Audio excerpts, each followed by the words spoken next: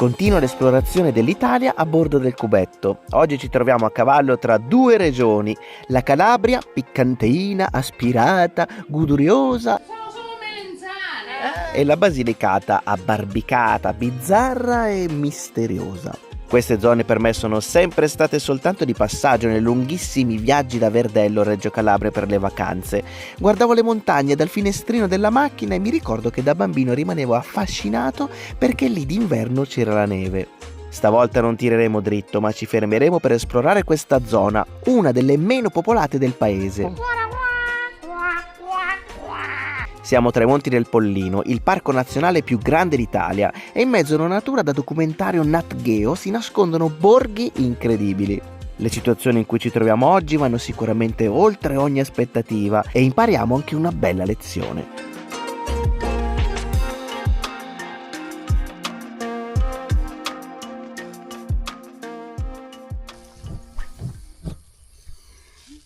Buongiorno. Buongiorno.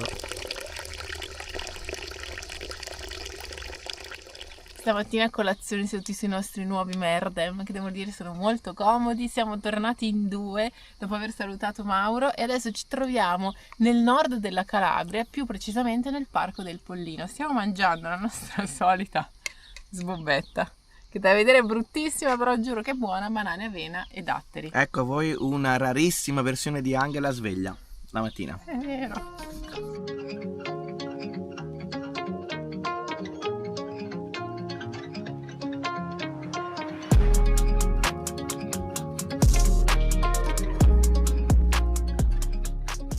Siamo venuti nel paesino di Civita, che è un paesino speciale, e anche stamattina caffettino speciale. Questo è il secondo caffè della giornata, caffè freddo con un po' di ghiaccio dentro, quello che ci vuole in queste giornate calde. Com'è bello animato questo bar, hai il visto? baretto. Tutti qua, l'unico aperto, oggi ce n'è un altro di fronte, quindi super concorrenza, ma al momento è chiuso, oggi è chiuso, quindi sono tutti da questo lato. Questo paesino tutta doppia lingua, italiano e albanese, anzi Arberesh, che è un dialetto albanese.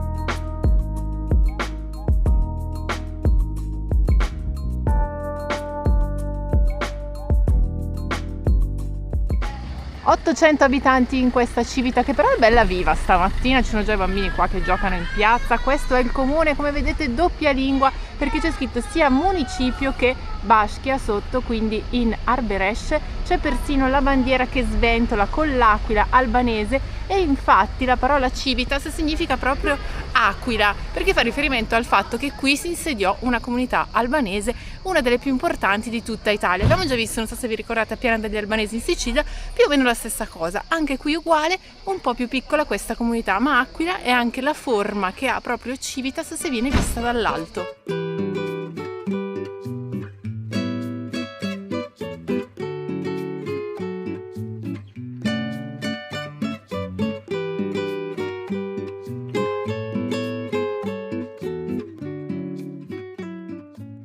Che profumo, signora! Che profumo! Sono solo melenzane! Solo melenzane, insomma! Buona giornata! Arrivederci! Civita è abbarbicatissimo tra le montagne. Guarda che piccole queste poste qua in questa zona del paese, e la vista dall'altro lato è questa, sulle gole del Raganello. Qua sotto c'è una depressione, si va giù tantissimo e lì scorre un fiume. Adesso noi stiamo andando infatti alle gole del Raganello, ma soprattutto al Ponte del Diavolo.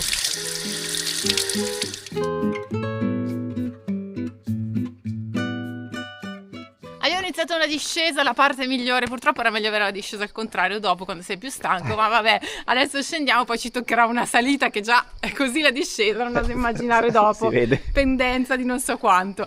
Allora, però stanotte sono tornata a dormire, non più nella mia suite privata, ma è tornato Paolo, dopo qualche nottata in tenda. Che vuoi? Però devo dire, dai, mi è rimancato alla fine. Ma che bugiarda! Ma non è vero che ero bugiarda, allora, stavo molto comoda, devo dire da sola. Però anche con te va bene, mi era mancato quel Come anche con te va bene? Mi era mancato quel tuo russare profondissimo che fa tremare il cubetto. Ma dimmi una come cosa, ascoltare un podcast, fa dormire. di la verità, è meglio la tenda o il cubetto per dormire? Che vuoi, Dilla, sono di dilla parte. la verità.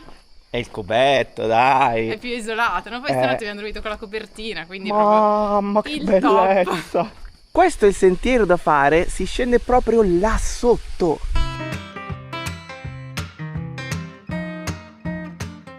Mentre scendiamo abbiamo davanti questa roccia, qui si vedono proprio tutti i vari strati della roccia, racconta un po' anche la sua storia, una vera e propria spaccatura che si è formata sia per i terremoti che per gli eventi atmosferici, quindi vento, pioggia, hanno creato questa particolarissima struttura. Ma interessante secondo me è anche chi vive in questa zona, la fauna locale. Ci sono i lupi, ma nidificano le aquile reali, i falchi pellegrini e i grifoni. Il grifone è stato reintrodotto da pochissimo. Quindi questa zona è una zona interessante non solo dal punto di vista culturale per la presenza del paesino, ma anche dal punto di vista naturalistico e geologico.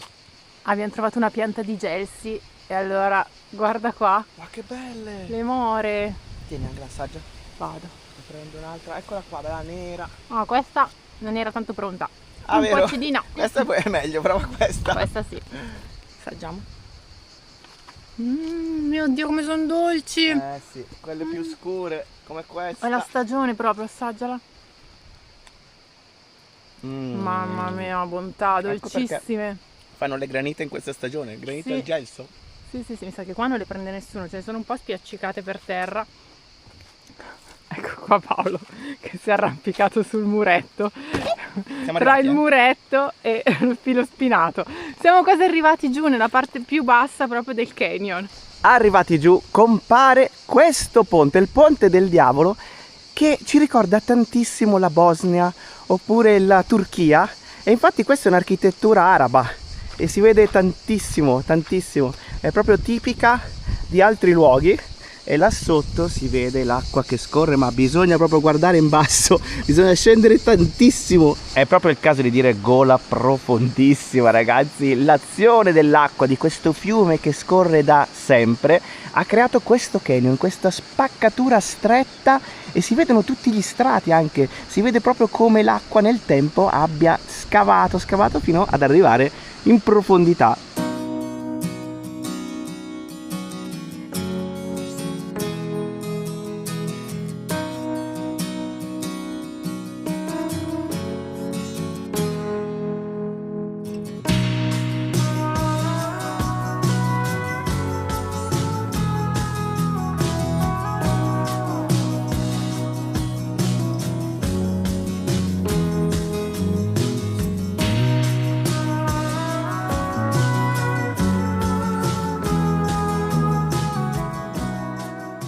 E ora la risalita.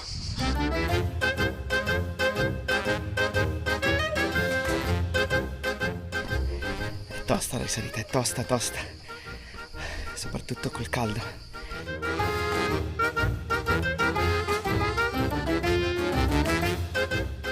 Quando ci vuole anche Angela. Guardala! Vuol dire che sei veramente in difficoltà se lo fai tu. Hai capito sta calabrisella? Calabrisella mia! Finalmente Si la vede il mare. canti in Calabria sta canzone. Eccolo là in fondo, dopo il benvenuti a Civita, là dietro c'è il mare sullo sfondo, perché siamo sui monti ma comunque vicinissimi al mare. Questa è proprio una caratteristica di questa regione, cioè questa montagnosità interna per cui montagna e mare sono veramente attaccati. Adesso continuiamo risalendo ancora un pochino verso nord, rimanendo però sempre all'interno del Parco del Pollino.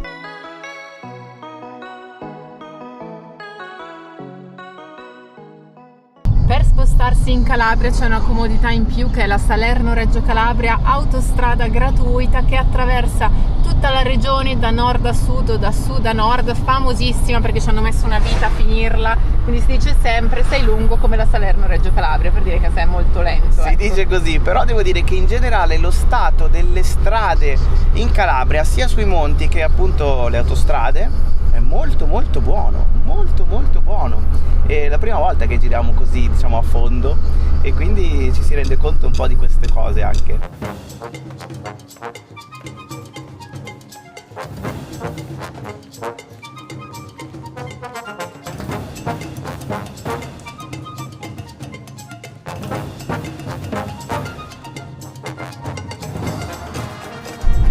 Siamo usciti dall'autostrada per immergerci ancora di più all'interno del parco e ci sono una serie di paesini, tipo abbiamo passato Mormanno, ma a quest'ora è tutto chiuso, arriviamo sempre nel momento sbagliato.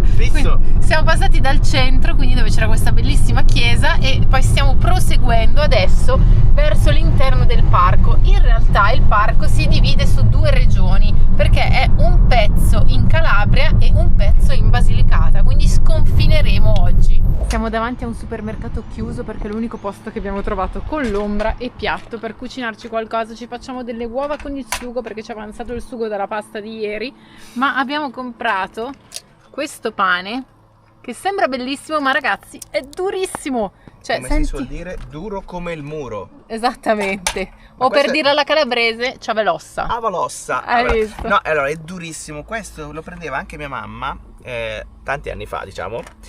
La cosa bella è che deve avere due mascelle veramente importanti per poterlo mangiare. Proprio quello tipico casereccio che proprio... No, ti fai male, trauma cranico questo pane. È impossibile da dividere. Adesso dobbiamo capire come tagliarlo questo pane. Non so bene come faremo. Ecco, ah, si è mosso!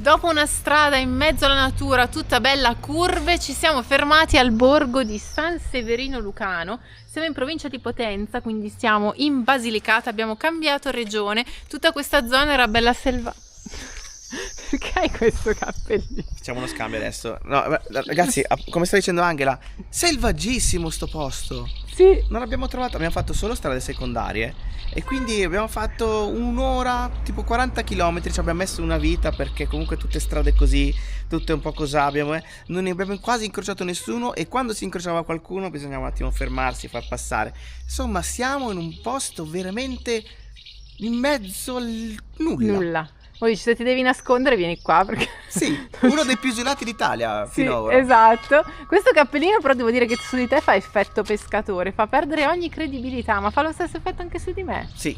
Ok. Sì. Date un caffè a quest'uomo. Date un caffè a quest'uomo. Senti come risuona.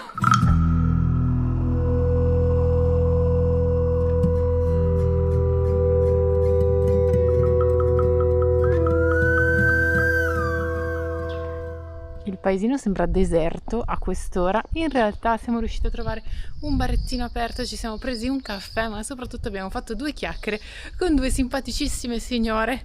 Una delle due aveva allestito tutti questi vasi bellissimi davanti alla sua porta di casa, abbiamo chiacchierato un po'.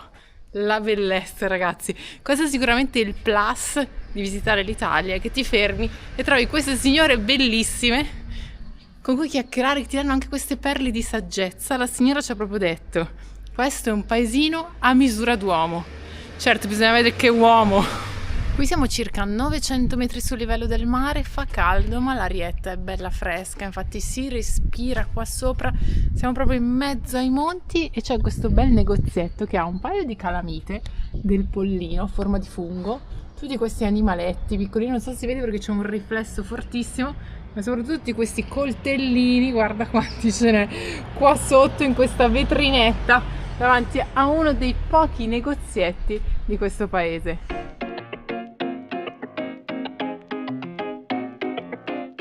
La signora ci ha anche fatto un regalo perché ci ha suggerito un luogo bizzarro da vedere qui sopra. Stiamo facendo 6.500 tornanti per arrivare a 1.500 metri, giornata molto calda e quindi ancora meglio per sentire un po' d'aria fresca. Ma la cosa interessante è che vi sono delle giostre, non ho capito se abbandonate o se bizzarre o se delle opere d'arte. Boh, adesso andiamo a vedere. La signora ci ha portato fino a qui con questa vista sul Parco Nazionale del Pollino, le montagne davanti a noi, ma non è la cosa più originale che c'è qui. Quella è dietro di me ed è questa. Questa giostra che si trova in mezzo alla natura, completamente compare nel nulla. Cosa ci fa questa giostra nel bel mezzo del nulla? È un gioco? Che cos'è, Angela? In realtà è un'opera d'arte. di questo artista che si chiama Karsten Oeller. Adesso non sappiamo se è ferma da tanto tempo, non funziona purtroppo, ma in realtà questo artista crea sempre queste opere, è famoso in tutto il mondo, e crea queste opere che sono un po' ironiche, un po' giocose, che però hanno un doppio significato. In questo caso questa giostra anni 90 con queste cabine, sono 12 in tutto per 24 persone, è la giostra più lenta del mondo. Ci vogliono 15 minuti per fare tutto il giro, e 15 minuti sono tantissimi perché la giostra è piccola, vedete, è una piccola giostrina, però mentre tu fai questi 15 minuti in questa rotazione che è quasi esasperante per quanto è lenta, no? ti godi tutto quello che c'è attorno, quindi Esatto. ti fermi e guardi attorno, quindi riesci a vedere tutti i dettagli di questo panorama che appunto ha colpito moltissimo l'artista che ha realizzato quest'opera. Quindi tu per un quarto d'ora fai questo giro e sei costretto a goderti tutto quello che è attorno. Sai che interessante Molto questa cosa? interessante, molto diverso rispetto a quella del Nepal, la ruota panoramica con lo scotch che andava velocissima. Era il contrario quella. Un'opera d'arte differente. Differente, esatto.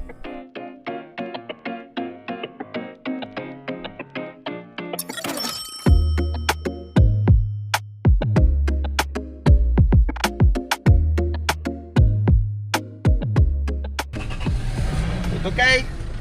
A posto? Meno male. Salve.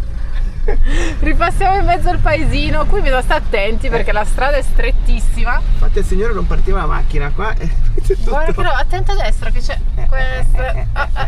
Ok, ci siamo. Ha aperto il negozietto di prima, quello dei coltelli. Nel frattempo ha messo fuori anche tutte le ciabatte. Bello, vendono anche i gufi di paglia. Sì, i signori qua fuori dalla chiesa a guardare cosa succede. Ho notato che qua ci salutano tutti quando passiamo, o ci scambiano per qualcun altro, che ha la stessa, 800 persone si conosceranno tutte, qualcun altro avrà questa macchina. Non so. Penso che sia lui. Oppure sono particolarmente simpatici. Salve.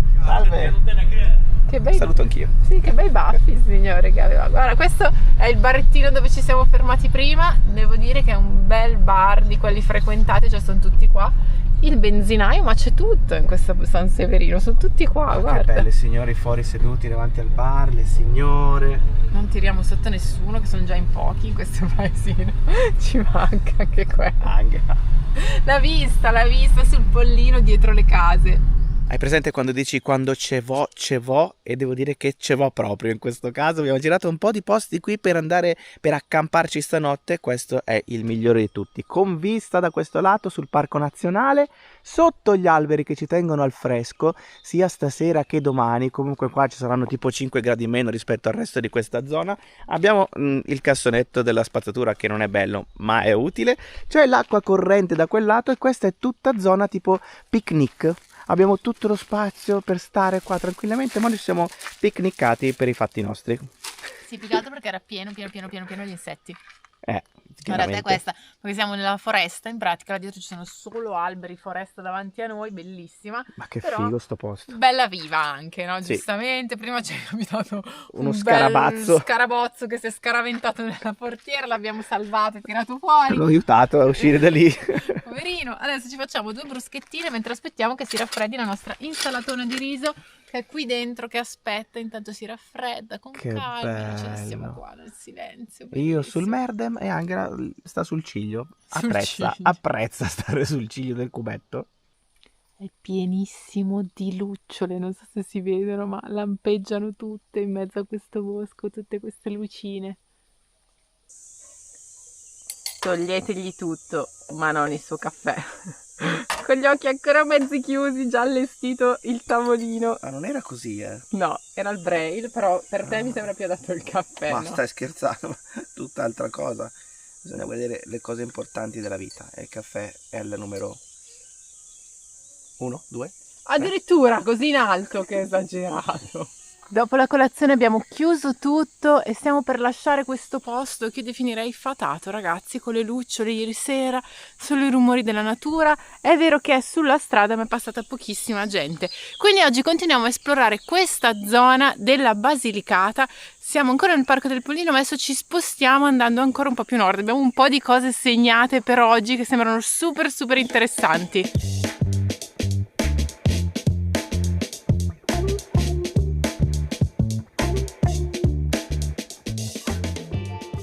Soleggiato 34 gradi, questo è quello che dice il cellulare. Ci sono allerte meteo in tutta Italia per quanto riguarda il calore, ma noi faremo qualcosa che non andrebbe fatto, perché siamo dei pazzi, siamo scriteriati, siamo venuti a Tursi, che dicono sia una piccola Matera inesplorata qui in Basilicata, e stiamo salendo proprio sul picco della cittadina, tutto in salita, tutto soleggiato, tutto molto caldo, però la curiosità è troppa.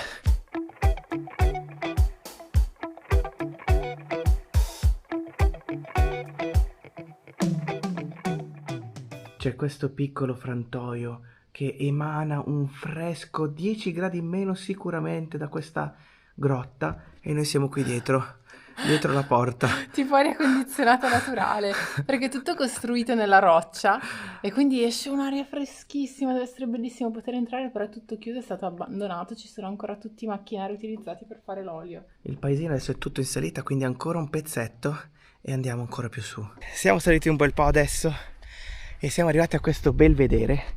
Da qui si vede tutto il paese dall'alto, ma non è finita qui, perché questa è la parte del centro abitato dove vivono le persone. Abbiamo incrociato una signora che ci ha detto che il paesino è spopolato e quindi sono rimasti in pochi a vivere qui in queste casette, ma la parte diciamo storica, il centro storico da vedere è oltre. Più su, si chiama Rabatana, era il quartiere arabo del secondo secolo d.C. e quindi dobbiamo continuare la salita. La signora ci ha detto andate su, fine, punto. Andate su. Comunque anche oggi un'altra bellissima perla di saggezza dalla signora che ci raccontava di casa sua, che ha questi muri spessissimi per cui lei sta fresca, non ha neanche l'aria condizionata accesa, e ci diceva i giovani non l'hanno capito che sono queste le case che ti tengono fresco, non quelle nuove con i muri sottili che hanno un sacco di problemi.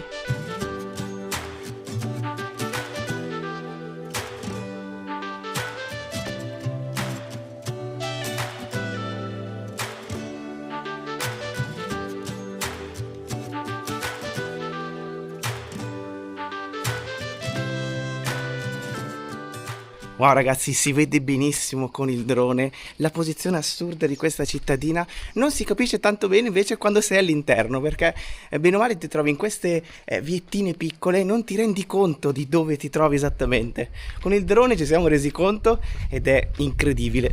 Lo faccio, mi sbilancio. Si sbilancia. Questo è uno dei posti più belli che abbiamo mai visto in Italia. Questo paesino, sì, non so se è per le case tutte costruite in pietra, ma non solo, perché di paesini così ce ne sono tanti, ma è proprio per la posizione dove si trova, quello che c'è attorno, il territorio, tutte queste montagne di argilla che creano i calanchi, quindi cioè queste conformazioni che si creano per l'azione della pioggia, che crea dei solchi che fanno sembrare che il terreno sia quasi scavato, modellato, e ci sono anche delle grotte, quindi un po' mi ricorda anche la Cappadocia, no? Questa cosa delle grotte scavate, è spettacolare, è bellissimo, poi è costruito qua in alto, così proprio irraggiungibile.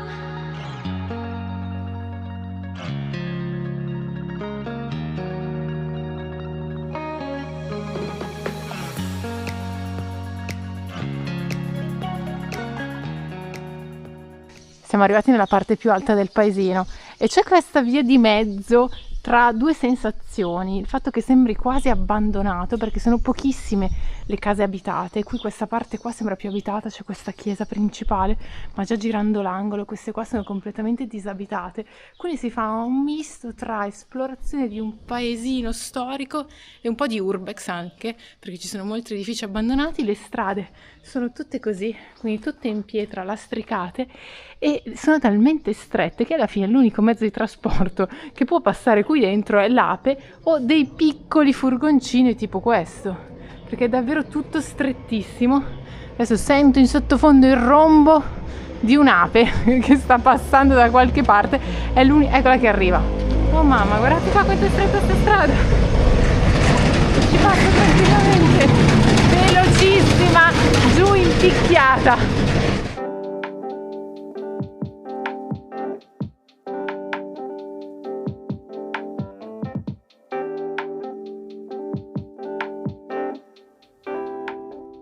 stiamo ascoltando le poche persone che abitano qui che parlano e hanno un dialetto che è difficilissimo da capire. E pensate che questa Rabatana è il punto più storico, più antico di tutta Tursi, perché i saraceni che provenivano da Costantinopoli, quindi gli attuali turchi, si insediarono qui per primi e quindi crearono questo luogo che è su uno strapiombo, circondato da strapiombi, quindi praticamente irraggiungibile, super difeso da tutti i lati, inespugnabile, e quindi si insediarono qui e influenzarono non solo la cultura e la religione, ma anche la lingua di questa zona. E quindi c'è questo dialetto che è difficile da capire. Prima abbiamo provato un po', sembra a metà tra il calabrese, il pugliese e qualcos'altro ancora.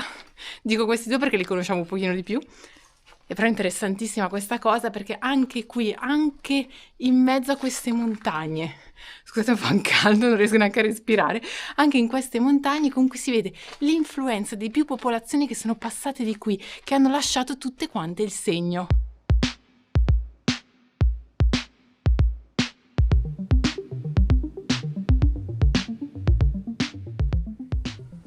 Ci si sente un po' degli Indiana Jones qua, bisogna fare anche molta attenzione perché alcune case sono proprio crollate, è crollato tutto il soffitto, sono abbandonate, vedete, si vedono ancora le travi che reggevano i pavimenti, lì c'era la scala, è rimasta solo l'inferriata appunto della scala, qua ad esempio è aperto. Allora io mi infilo con un po' di ansia, non so dove sia finito Paolo in tutto ciò. Questo probabilmente c'è il camino qua dietro. È una scala che porta verso l'alto, quindi probabilmente questa era una casa con tanto di fienile, credo. Ci sono tutti questi archi di pietre e mattoni, qua sembra un po' più ristrutturata la cosa, però comunque è tutto abbandonato. Questa parte è proprio abbandonata e non c'è nulla qua.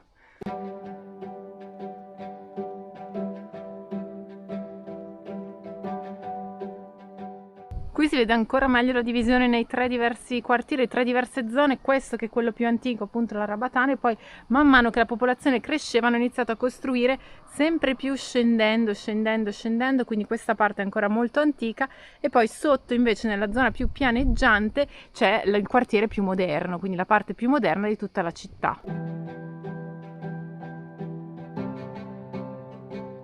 Gasatissima ragazzi, io sono gasatissima da questo posto e infatti mi sono persa completamente, non so dove sia Paolo, adesso cerco di vedere se riesco a trovarlo, magari dall'alto lo vedo da qualche parte, ma per ora niente, qui si sale ancora di più, è davvero un labirinto tutta questa zona, qua ci sono tutte queste piante quindi un po' incolto, stradine super strette, scale, tutto super abbarbicato. Questa ad esempio è nuova, ci sono tutti i vasi, questo è ben tenuto, tutto nuovo, qui cioè ristrutturata più che nuova, quindi ci abita qualcuno. Abbiamo visto che c'è anche un B&B, comunque si può fare la pazzia di salire a piedi dalla parte bassa, ma c'è anche una strada principale che con la macchina ti porta all'esterno e poi esplori tutta questa zona. Ci siamo persi ma poi ci siamo ritrovati, io mi sono perso a parlare un po' con i muratori che stanno facendo delle ristrutturazioni in questa parte appunto del paese e ragazzi allora è molto bello perché qua particolarmente riusciamo ad avere più interazione con le persone, sono tutti molto gentili, molto tranquilli, molto carini. Ci siamo fermati diverse volte a parlare in questi giorni con le persone qui, proprio qui in Basilicata. È successo, non lo so se per caso, non so per quale motivo, però qui le persone sono molto aperte, vogliose di capire, di conoscere, di chiederti qualcosa, di capire che cosa stai facendo, da dove vieni, perché sei qui. Quindi molto bella l'atmosfera che si respira. Un'altra macchinetta minuscola, la Fiat 500, anche questa tra le pochissime macchine che possono circolare qui. E secondo me sai che ci sta anche il porterino? Ma sì, sicuramente. Sì, però non ne abbiamo visti ancora. No. Ma quanto sono belle ragazzi. Cioè, ma tutte le volte che vedo una macchinetta, tipo adesso, questa qua, ho detto, ma da dove è arrivata? Cioè, ma dove va? Spettacolo. Ci siamo catapultati in mezzo agli ulivi. Senti qua, che sgracchio totale.